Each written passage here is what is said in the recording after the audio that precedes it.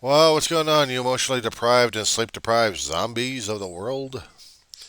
This is your zombie out here in Roseman, California.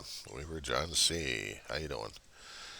Okay, it's a little after. Actually, it's 10 before 2 p.m. Pacific Standard Time, and it's still August 27th, 2022 for a Saturday. You ever dealt with social anxiety before? I know, just a blurt like that. No coming on, no other talking like that, just coming right off. But yeah, I talk about that one.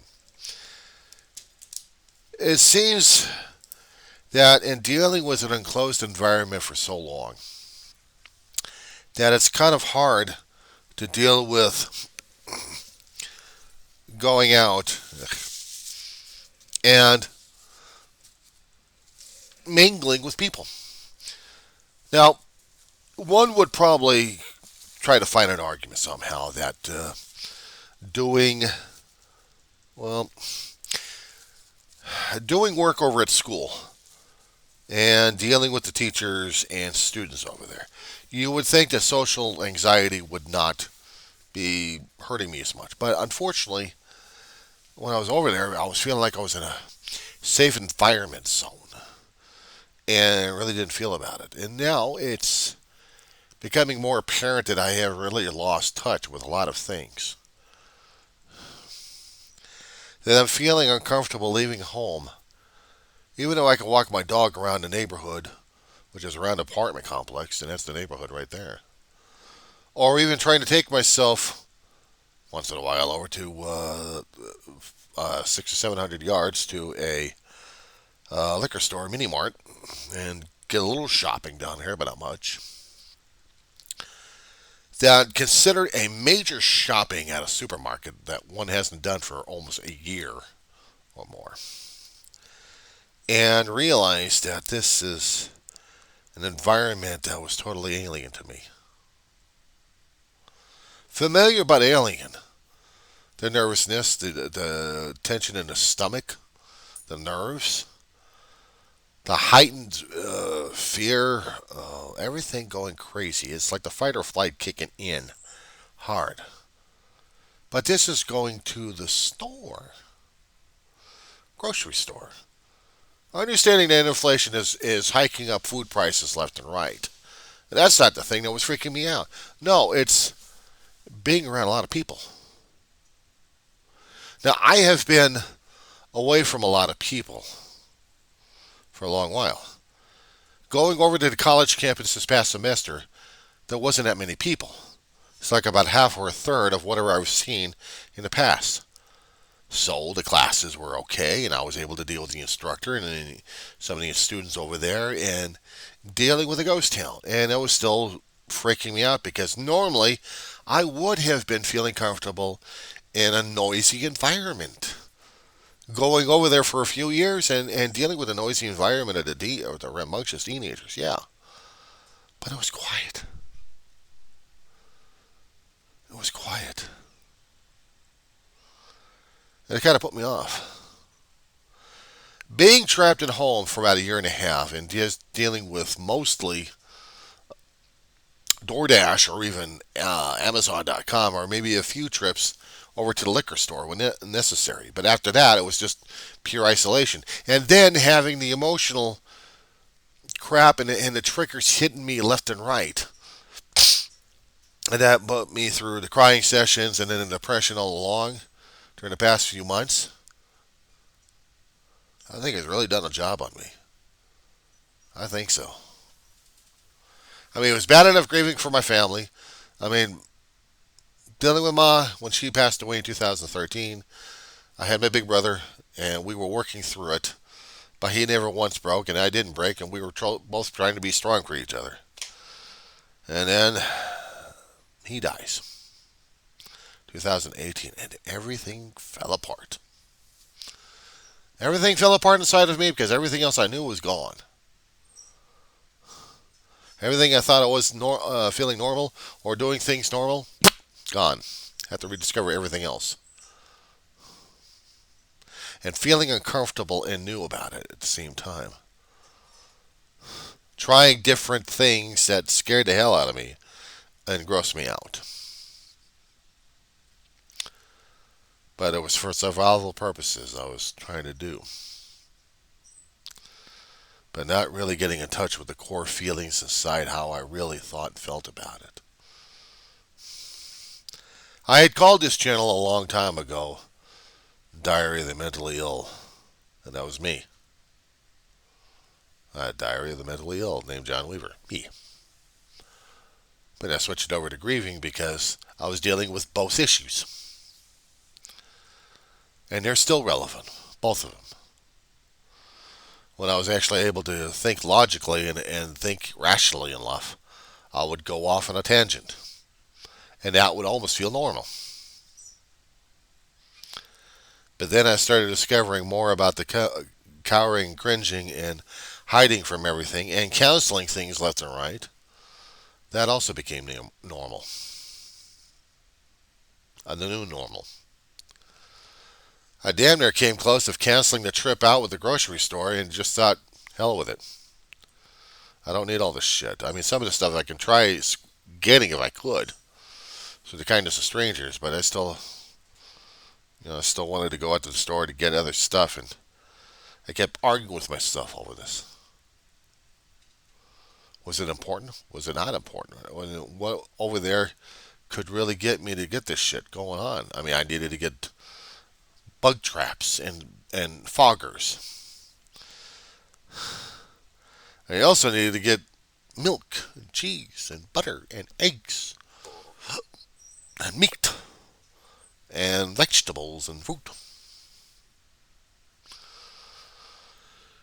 And looking at the middle aisles, I could say I get to get this stuff in bulk so I don't have to worry about it. I don't need it as much. Except for very few items that I got that I could have gotten through Amazon, and I didn't.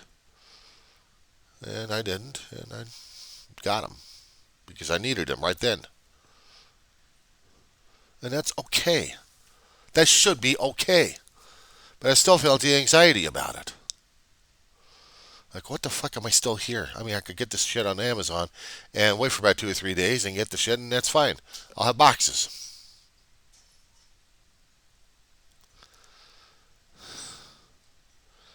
I'll put my hands on meat. I'll put my hands on a couple of chickens I needed. I put my hands on a roll of hamburger. I put my hands on dog food I needed to get for the girl.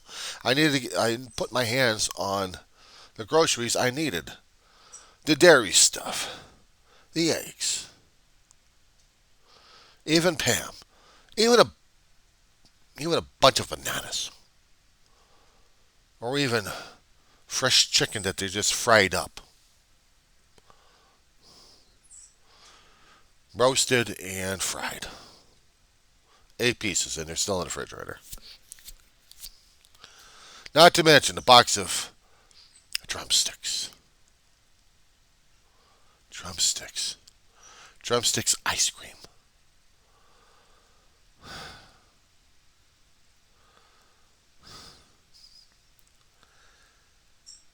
Even a block of cheese or a couple of blocks of cheese.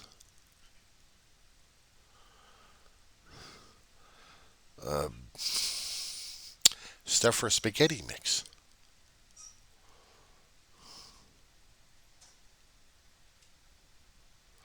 All this stuff I felt. And I was thinking about it. Even a few salads that, you know, that would fill me up for lunch. Right now, my lunch consists of a banana and a bit of milk. That's lunch. Fruit and milk. One's got lactose sugar, and the other one's got sugar in its own fruit. But I needed something to soothe the gut.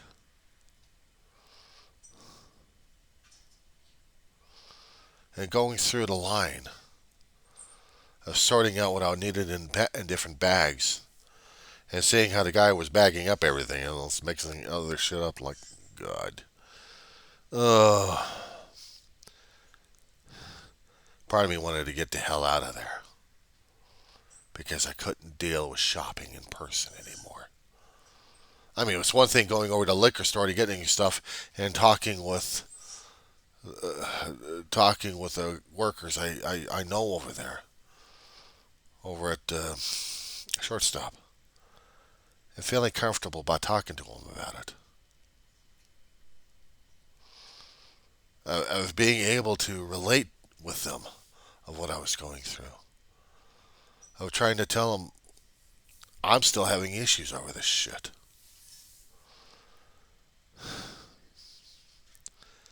Social anxiety, it's like I can't deal with crowds anymore.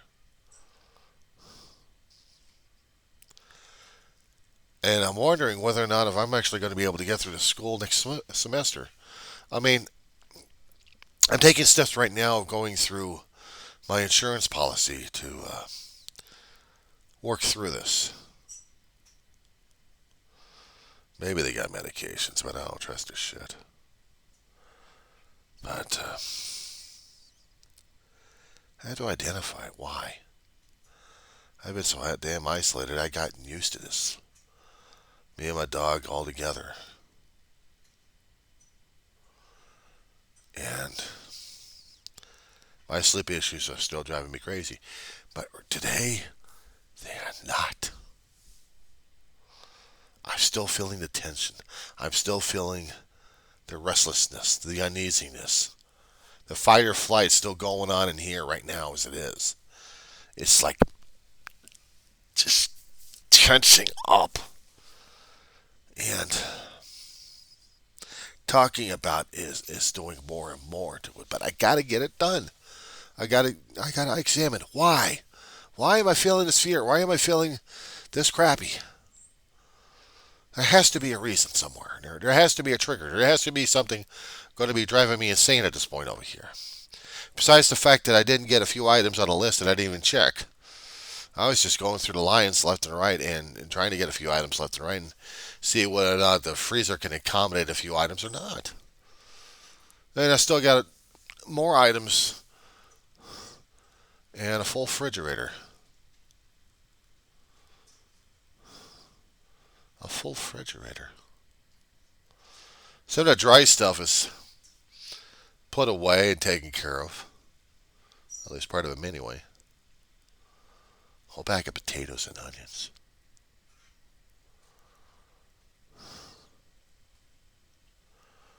The older stuff I had that was already out, that I had mail order, I already put away in storage. Away from the damn bugs, hopefully. Not opened. If they're open, they're in Ziploc bags, protected. But I'm looking at myself.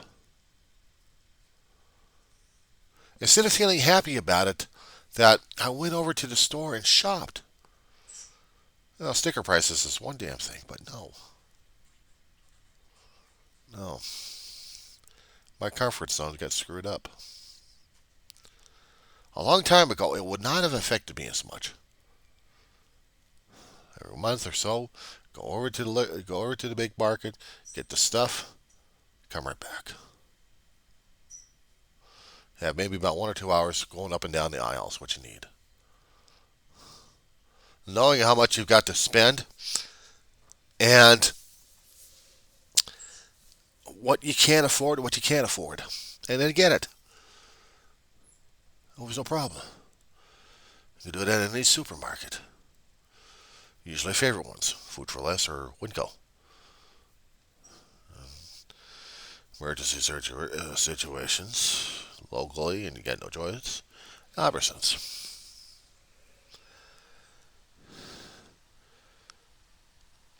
But it's been a long while since I've been in a store like that.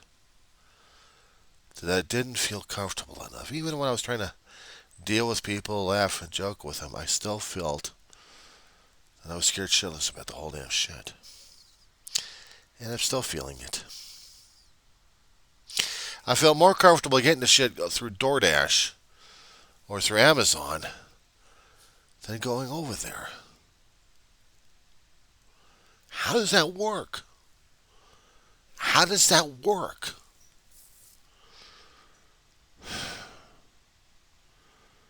It's like I'm scared shitless over this damn thing. And I don't know what the fuck I'm doing. Honest to God, I don't know what the fuck I'm doing at this point. It's bad enough when I'm dealing with the grieving situations when I get the triggers, and I wasn't thinking about the damn triggers. I was trying to think about the list going through the stores and feeling excited about it and looking at the stuff and then uh, paying attention to the damn tension level rising. Someone had a little dog barking their head off. The dog looked at me and started freaking out left and right because I saw the damn tension level. My tension level and the fear factor went up, and the dog went livid. The dog was reminding me that I was definitely out of my comfort zone. Otherwise, I'd be able to deal with the dog. But I wasn't dealing with me. It's like maybe I shouldn't have gone in the first place. Like maybe I've screwed up in the universe. And I don't get it. I don't get it. All I wanted to do was get some other stuff over here, not to mention feed my dog. This fresh pet thing rolls over there. I saw him, a little skinnier than the other shit, but I'd gotten 3 of them. They're expensive as hell. Bug bombs and roach traps, they're expensive as hell.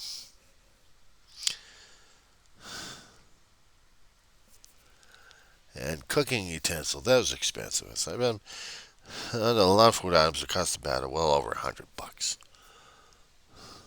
Well over. But I had the green with me. See, I already knew I was going to get cut. I can't even talk right. I knew I was going to be able to cover it, but looking at my Social Security account and looking at the green I had, I was just going to deal with the green, and it helped. It helped a great deal in this one here. But I did get a lot of expensive stuff. It's just pricing and pricing and pricing. My God. And the meat prices and the food prices going up and up. My God, I don't know what the hell I was trying to do. No, the thing is, I didn't know what the hell I was doing at that point. I didn't figure it out, didn't understand it. I still don't. And I'm still stressing over the thing. I'm still stressing over it because I don't know how to handle it or deal with it right now. And I'm talking about this damn thing over and over again. It's just trying to not reinforce the idea. It's just spilling my guts out on this damn shit. How did I feel about Dial-A-Ride? I already had bad feelings about Dial-A-Ride because of the management issues I had with them. They're screwing up the damn price. Not the prices, but the damn times where I couldn't get to a bus. Because if I happen to go back next term, I have to walk it now. I really have to walk it, which means hopefully if my feet are feeling up to it and so is the back, I can make the distance. I can make about 1.5 miles to a bus stop and get over there.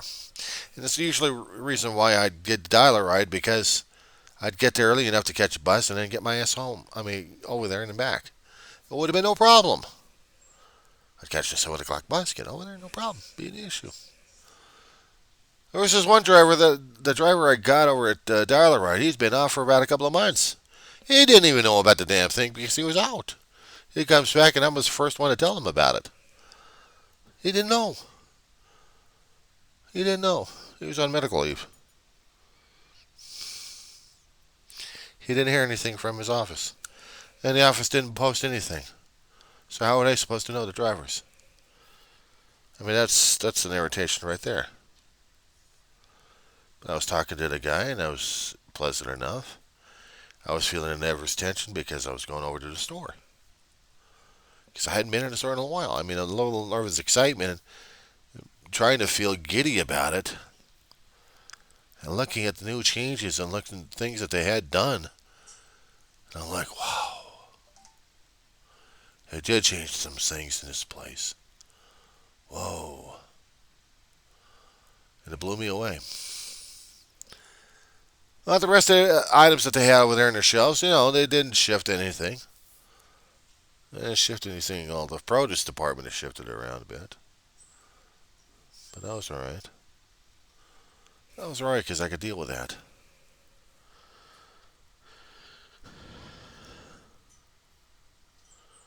But being around a lot of people and seeing the looks.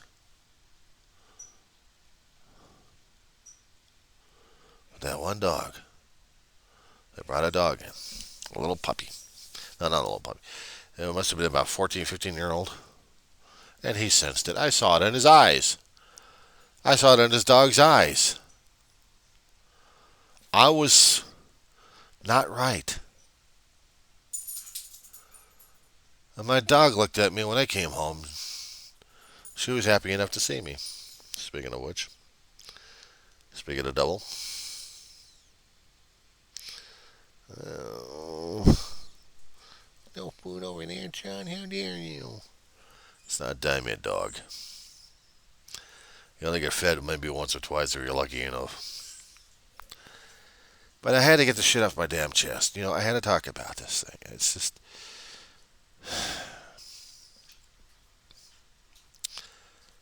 Maybe I'll catch a little bit of a nap. I don't know. But I'll finish up the banana. I'll finish up the milk. I'll still got to deal with the dog.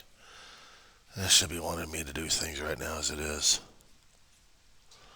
Because she gets up now. It's time for her to go to outside and get things done. And it's like, why aren't you doing this for me right now? But I wanted to get this off my chest because it was needed to be done. I'll probably send a link over to Kaiser. If the doctor actually sees it or anybody else in the psych department, maybe they get an understanding that today was not a good day and I was having a hard time trying to deal with shit. Do I understand? Do I know? Fuck.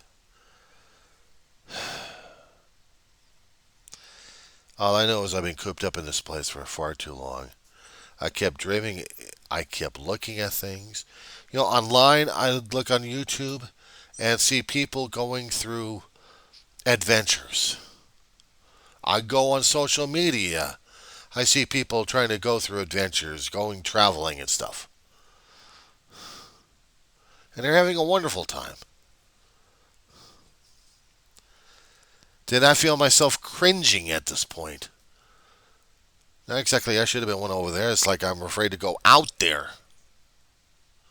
and face it.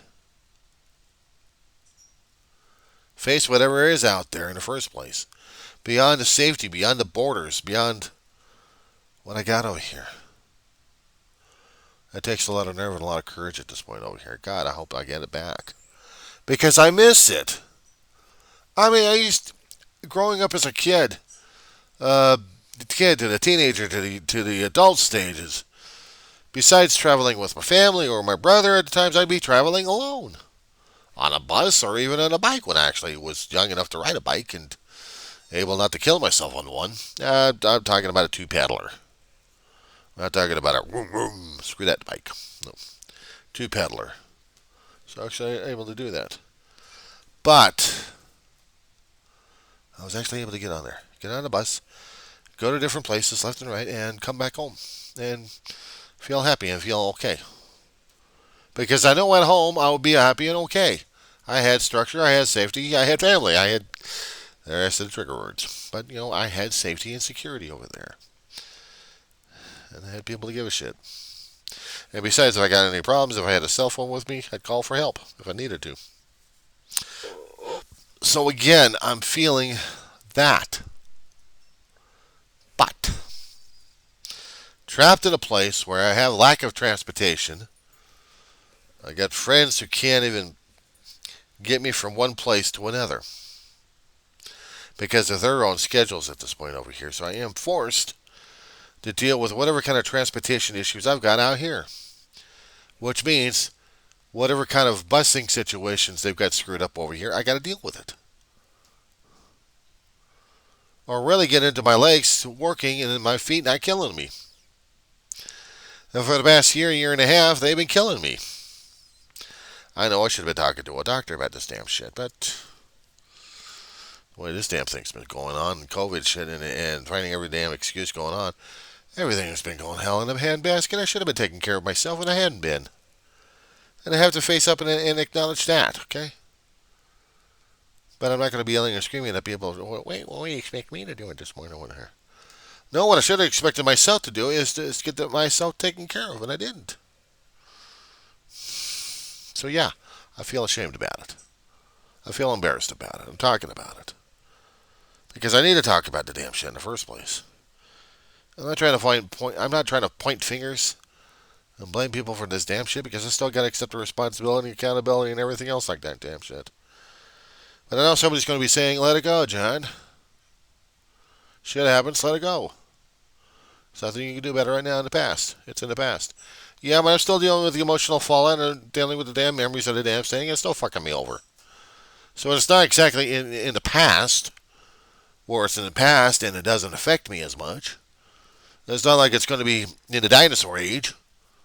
No, it's still within my lifetime. It's still within my memories at this point over here, and it still haunts my ass. It still haunts my ass.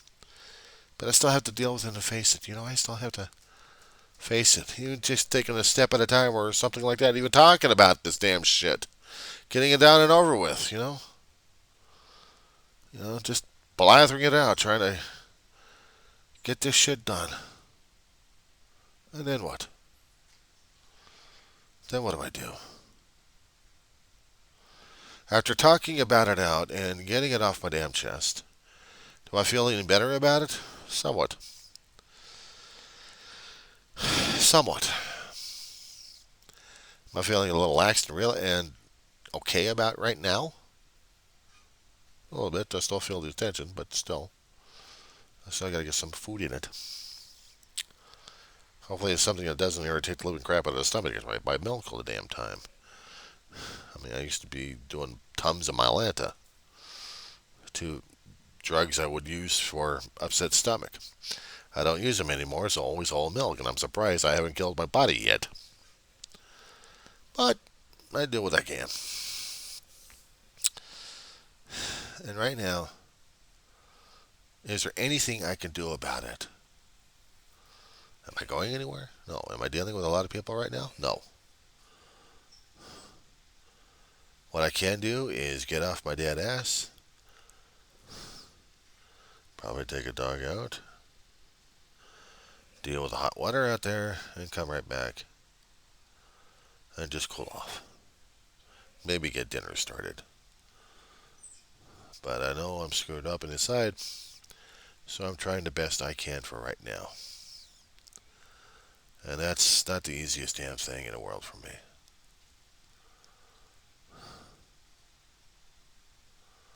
I don't know what I can do. What I can't do right now is have a royal conniption fit over shit like this. I got chicken I still need to boil up, and I haven't boiled up yet. Because I still need to get the kitchen cleaned up for that. Little tasks that look big. Especially when I need one particular pot.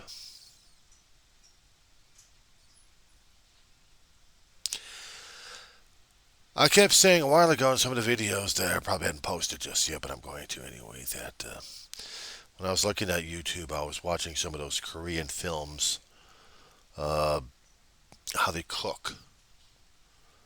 I mean, these shops that they have look wonderful. I wonder how the smells are and how they fry their chicken. I'm like, oh my God, I want to do this. I want to do this. I mean, look what they're doing at this point over here. God.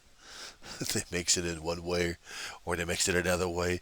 And it's totally different things that I've been looking at other YouTubes that people are trying to say, oh, Joel, try this way and try that way. You'll be able to fix your food this way. And I try them and it doesn't work.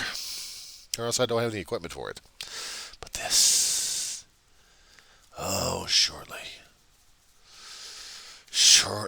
I'd love to get some chicken going and just get it working. But first, I gotta get ribs going. Get those taken care of. But I just need myself all right. I need to do regular stuff that makes me feel and do things all right. Because without that, I don't know what the fuck I'm doing. I gotta be honest about this damn shit. I mean, I know this is a long ass video, but I had to get this damn shit off my chest. And I'm going to apologize to the doctor. Once I send this damn shit over to him, I'm going to apologize that, it's a long rambling at this point over here. I've taken up too much of your time. I'm sorry, Doc. I needed to get this thing off my chest. And since we're going to be doing a video conference pretty shortly at this point over here, I thought I might give you a heads up what kind of a lunatic you're dealing with here. I got a lot of issues. And I don't think a 15 or 20 minute thing is going to be able to help it. I mean, initial thing is one thing when you listen to me blathering, you're trying to get through a damn questionnaire. And I know you had that questionnaire over there, but still, I had to get some of this shit off my chest. And then I had to talk about more about the damn shit after you were gone, putting it on the audio logs and then the video logs again. There is so much crap going on inside of me. I need to get this shit off and taken care of one way or another. But I know there's going to be a time and a point where I'm going to have to say, okay, enough with myself. I've stuck in this damn shit. I need to move on, damn it, because I need to live. I mean, it's one thing to be a griever constantly. I understand. I'm going to constantly grieve for my family because I love them that deeply. And once I get triggered, it's going to nail my ass. And I'm going to get depressed about it. I'm okay with it. What I'm not okay with is the social interactions or unactions, or inactions actually. A lot of anguish, a lot of anxiety was one word I was trying to find, of how I felt and still feel. I could deal with the neighbors over here on a one-on-one basis over here.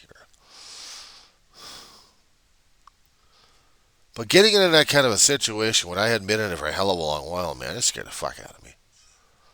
When I wasn't able to deal or focus on what the hell I was supposed to be doing in the first place. And then talking about this and getting it off the damn chest, I need to find action. I need to take action. I know I'm emotionally screwed up. I've got PTSD like crazy at this point, and it's still going to be part of me for the rest of my life. I know that. I've had life or death I got a bug war to deal with. But what drives me crazy is I'm dealing with issues I've dealt with all my life. And I've been told to shove it away, be happy, focus on other things. Well, yeah, I shoved it all away, and you think it would gone into the ether, but no, it went back into my subconscious over there hiding. Put into a Pandora's box, ready for it to blow open. And then when I lost my family, that was it. Blew open. And everything else has haunted me ever since. So, I got to deal with it. I'm not okay with it, but I still got to deal with it. And I got to live with it. If I'm going to be comfortable with it, that's a different story altogether. If I'm going to keep surviving, it's a different story altogether. I hate being disabled, physically and mentally. I used to be a long time ago able to deal with shit. Now I'm not. I got backstabbed, and I don't trust anybody anymore. I don't even trust myself sometimes. I lost family and it hurts like hell. I scream and I want a family. No, I wanted my own family back. I can't get them back. So I got to deal with that pain for the rest of my life. And people are afraid that I might kill myself because I'm experiencing that much pain and grief. I know they are. And I know I've had thoughts about it. But the thing of it is, I'm not ready to do this shit. I'm not at the point where I'm thinking everything is done. And if God's not going to take me, I'm going to take myself out. I mean, it's not that simple. Come on. God's not ready to deal with me just yet. Otherwise, I wouldn't be here right now talking to you. And I'm not looking for it, and I'm not planning on it either. But I have to acknowledge it. I have to. Because if I don't acknowledge what's going on, then, well, we got a problem then, don't we? I'm not ready to kill myself. I'm not ready to go out just yet. I still got stuff to do. I still want to live. You know what drives me crazy? Is I'm seeing people travel. They get out of their box. They get out of the prison or whatever the hell they would call it. They have the means and opportunity to go out there and just smile. You know what I should have been doing over at the store was taking selfies of me, and I didn't. I was focused so much on the damn shopping experience, I didn't even take pictures of explaining the damn process in the first place, or even doing a video thing on it. Shit. There should have been something, you know? Maybe next time. Anyway, enough of me ranting and raving. Time to finish up a banana before these flies get to it.